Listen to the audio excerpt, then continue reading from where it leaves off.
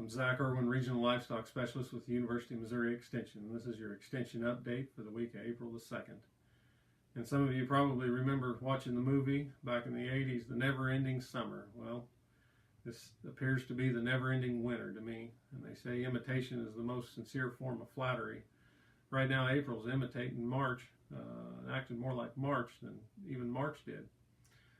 So we just passed the 1st of April on Sunday, Easter Sunday, when little girls are supposed to be wearing their dresses and sandals, and the sun shined for about 47 seconds here in Dare County, and then about 2 hours later it dumped 6 inches of snow.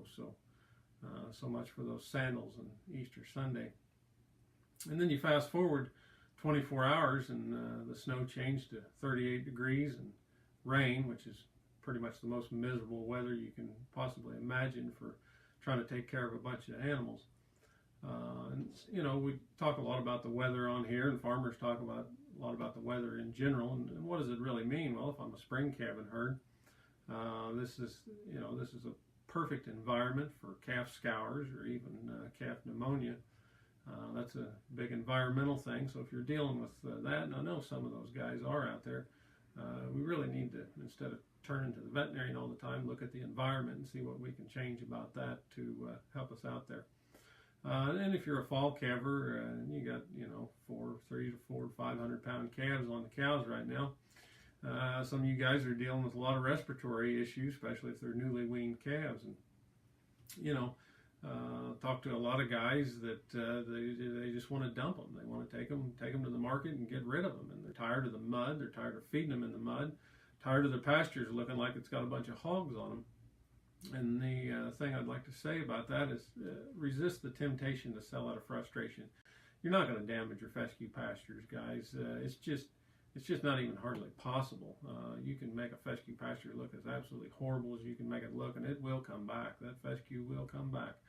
And if you look at the silver lining in all this, maybe it's a good time to spread some legumes on, red clover or even lespedeza. You're going to get good seed to soil contact right now. I can guarantee you that. And if you can harrow those pastures at all, hopefully you might get some good legumes to drown out that fescue come summertime.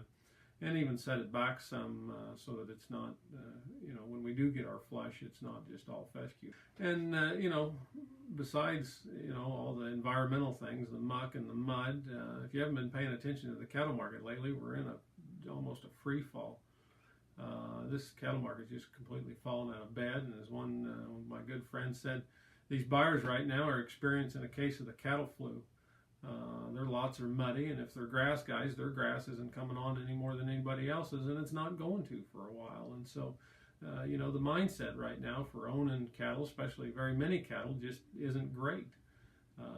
And we always, by the middle of March, are getting kind of a little green grass bounce to this market. We haven't had it yet. We're just still spiraling out of control, seems like. But the grass hasn't greened up yet either, anywhere. I mean, if you even further south, and especially not further north, but you get outside of northeast Missouri, there just isn't any green grass. And so, again, just resist the temptation to dump those cattle out there. It's not a good time to do that, and there's just not a lot of good demand out there for those fall calves, especially those fat, balling, real calfy-looking calves. And pay attention to your markets, guys. And I'm not talking about futures markets, because futures markets really have no bearing on cash cattle markets anymore. But there's a lot of good apps out there if you're a smartphone user to track your cash cattle markets. And these things can swing $5 or $10 in a week. And on a 500-pound calf at a $10 swing, that's leaving a $50 bill on the table just by not trying to take advantage of upticks in the markets, which is even more reason that you ought to maybe look at weaning your calves. And it's kind of like corn in the bin. If I've got calves in the lot, I can take advantage of those marketing opportunities. Sometimes just holding on to calves will add value to them when we talk about value added. And University's done a lot of research. University of Missouri has done a lot of research in the past about leaving the calves on the cows longer into May and even into June up to the 1st of July.